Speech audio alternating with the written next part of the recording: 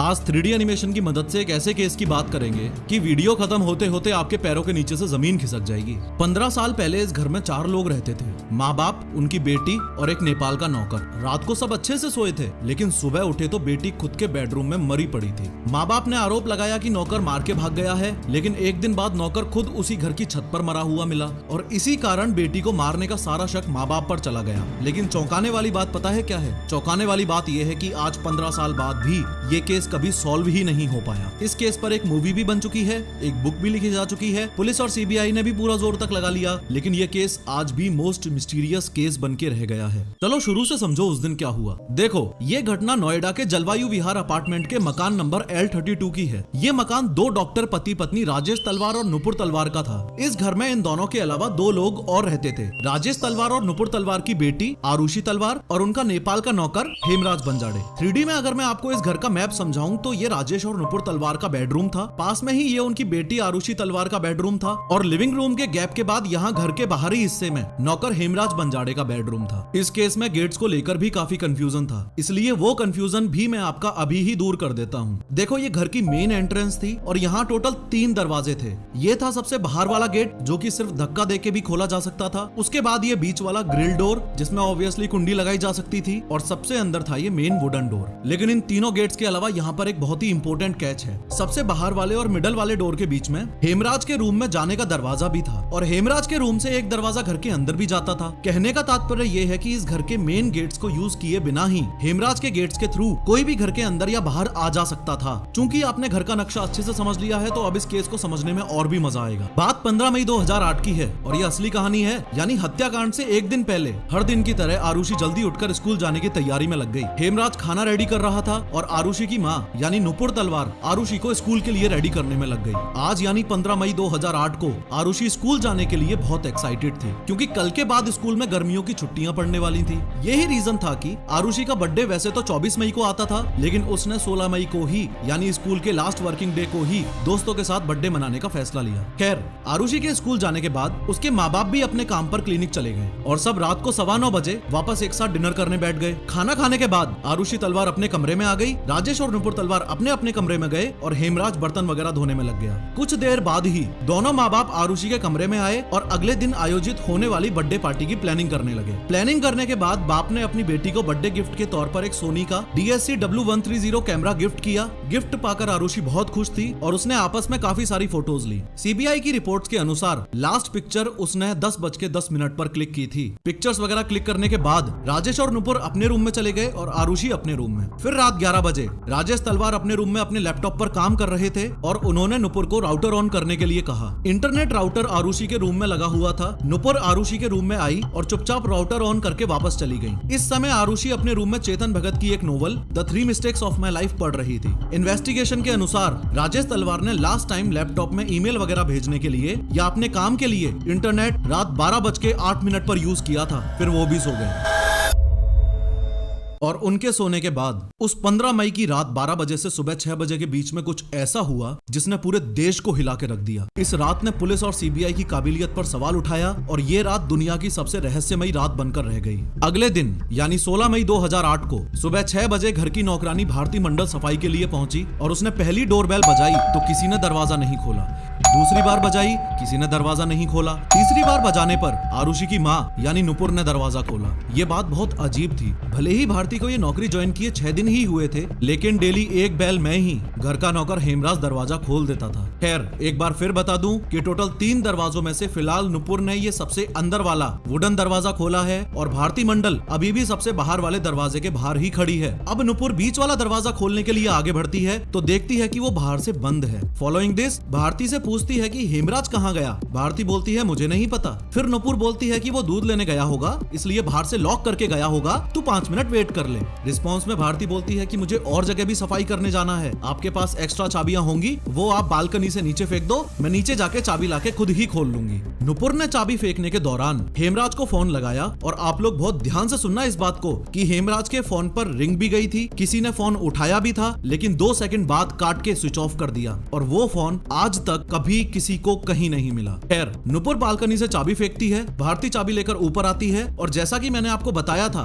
कि बाहर वाला दरवाजा तो धक्का देते ही खुल जाता था, लेकिन बीच वाला दरवाजा देखते ही भारती शॉक्ड हो जाती है कि चाबी की तो जरूरत ही नहीं है, क्योंकि सिर्फ कुंडी लगी हुई थी। जितनी देर ये भारती मंडल का एंट्री वाला सीन चल रहा था, उतनी देर में राजेश तलवार भी सुबह सोकर उठ गए थे और उन्होंने लिविंग रूम में आकर देखा तो डाइनिंग टेबल पर एक दारू की बोतल रखी थी जिस पर खून के निशान भी थे। राजेश ने शॉक्ड होकर नुपुर से इस बारे में पूछा तो नुपुर भी शॉक्ड हो गई और उसने राजेश को जल्दी से जल्दी आरुषि का रूम चेक करने के लिए बोला।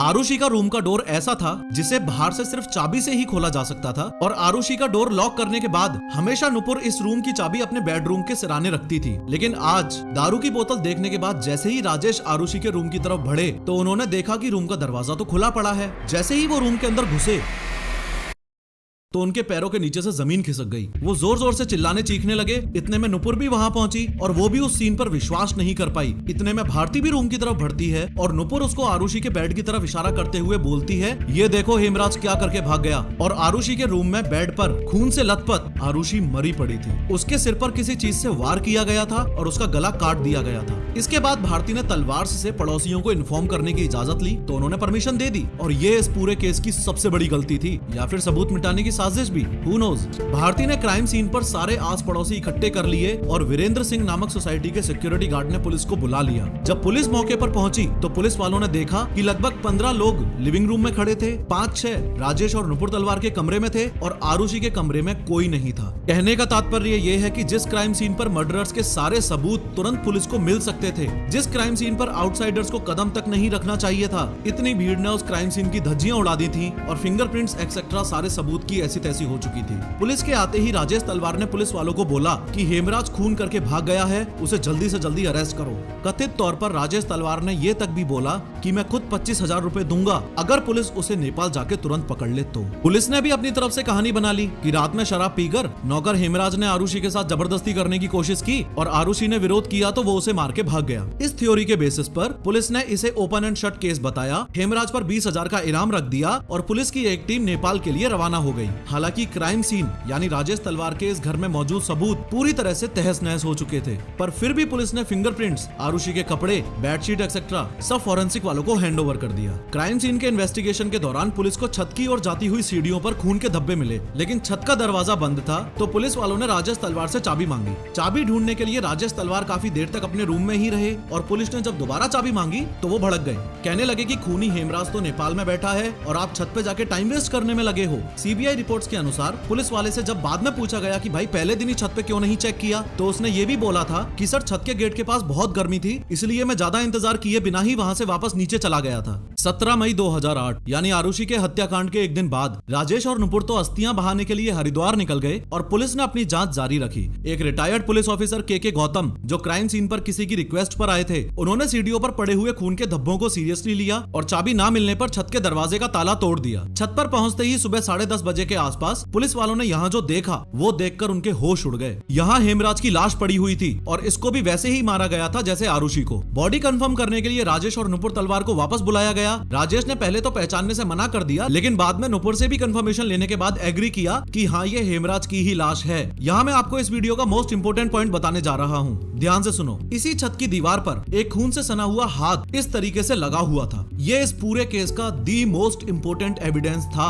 अगर पुलिस ने इस हाथ को सबूत के तौर पर सीरियसली लिया होता तो ये केस तब ही सॉल्व हो गया होता। लेकिन मुझे पता है आप क्या सोच रहे हो, ये तो भारतीय पुलिस है। खैर, अब पुलिस का पूरा शक राजेश और नुपुर तलवार पर आ गया था। लेकिन ये बात इतनी आसानी से हजम नहीं होती ना। किसी माँ बाप की इकलौती लड़की जिसको पैदा करने में भी इतनी मुश्किलें आ रही थी, इसलिए IVF से हुई थी, उसको माँ बाप गुस्से में आके मार दें। इसलिए पुलिस की दूसरी टीम हेमराज के दोस्तों पर इन्वेस्टिगेशन करने लगी। सबसे पहले पुलिस ने विष्णु शर्मा को पकड़ा। असल में विष्णु शर्मा ही पहले राजेश और नुपुर तलवार के घर में नौकर था। वो छुट्टी पे गया था तो उसने टेम्परेरीली हेमराज को अपनी जगह नौकर का काम संभालने को बोला था। लेकिन वो वापस आया तो तलवार ने बोला कि हम तो हेमराज के साथ ही कंटिन्यू करना चाहते हैं, विष्णु तुम्हारे साथ नहीं। इसलिए पुलिस ने ने अंदाजा लगाया कि विष्णु बदला लेने के लिए जब हेमराज को मार रहा होगा तब आरुषि ने देख लिया होगा, इसलिए विष्णु ने दोनों का ही मर्डर कर दिया। लेकिन जांच के बाद पता चला कि खून की रात विष्णु शर्मा तो नेपाल में ही था। अब तो राजेश और नुपुर तलवार पे जो शक था वो और ज्यादा स्ट्रॉन्ग हो गया। दूसरी बात जो पुलिस के दिमाग में घूम रही थी वो ये कि सोसाइटी के गार्ड्स ने 100% गारंटी के साथ दावा किया था कि 15 और 16 मई रात 11 बजे से 6 बजे के बीच ना ही तो कोई L32 से बाहर गया और ना ही कोई उस घर के अंदर आया।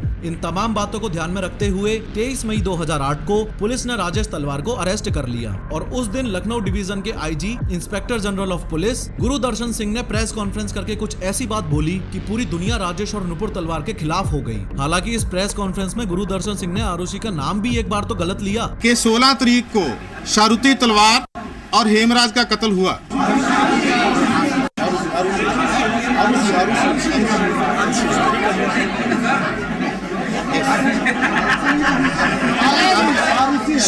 Yes.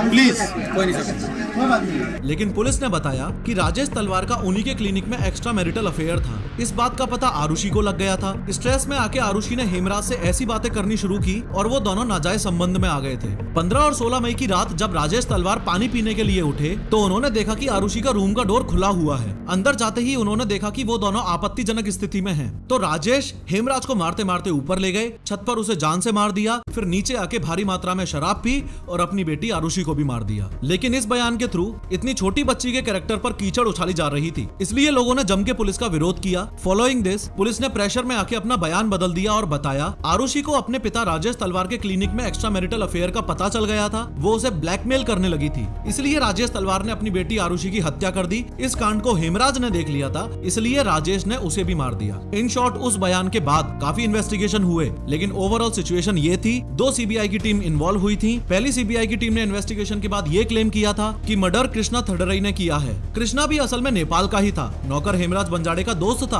और डॉक्टर राजेश तलवार के क्लिनिक में असिस्टेंट के रूप में काम करता था। आरुषि के मर्डर से 2 दिन पहले कृष्णा से क्लिनिक में कुछ गलती हो गई थी, जिस बात पर राजेश ने कृष्णा को बाकियों के सामने बहुत बुरी तरह डांटा। इसके बदले में कृष्णा ने यह भी बोला था कि मैं इसका बदला राजेश तलवार से जरूर लूंगा, और ऐसा बोलते हुए उसको सुना था राजेश तलवार के ड्राइवर उमेश शर्मा ने। लेकिन सीबीआई की फर्स्ट टीम की ये थ्योरी भी सही साबित नहीं हुई, क्योंकि कृष्णा जिस घर में रहता था उस घर के मकान मालिक ने कंफर्म किया था कि कृष्णा तो खून के समय उनके साथ ही था। इस जगह हो सकता है आप तलवार मूवी के एंगल से नार्को टेस्ट एक्सेट्रा को याद करें, लेकिन तलवार मूवी पर भी ये आरोप है कि वो मूवी तलवार दंपत्ति की इमेज को सुधारने के लिए बनाई गई थी। फिर ये केस दूसरी सीबीआई टीम के हाथ में चला गया और दूसरी सीबीआई की टीम ने इन्वेस्टिगेशन के बाद ये क्लेम किया कि नौकरों का आरुषि के खून से कोई लेना देना नहीं है। जिस तरीके का कट आरुषि और हेमराज के गले पर मिला है उससे तो यही लगता है कि वो किसी प्रोफेशनल ने सर्जिकल ब्लेड से किया होगा। लेकिन दूसरी सीबीआई की टीम को भी तलवार के खिलाफ कोई ठोस सबूत नहीं मिला, इसलिए उन्होंने इस केस को हमेशा के लिए बंद करवाने की कोर्ट में अपील कर दी। ये केस इंडिया का मोस्ट मिस्टीरियस मर्डर केस माना जाता है। ये केस आज तक सॉल्व ना हो पाने के पीछे मेन रीजन तो नोएडा पुलिस ही है। अगर नोएडा पुलिस ने घर की छत पर लगे उस ब्लडेड हैंड को सीरियसली ले लिया होता तो खूनी आराम से पकड़ा जाता। इंदिरा गांधी को बॉडीगार्ड्स ने कैसे मारा, इस वीडियो पर क्लिक करके जरूर देखो।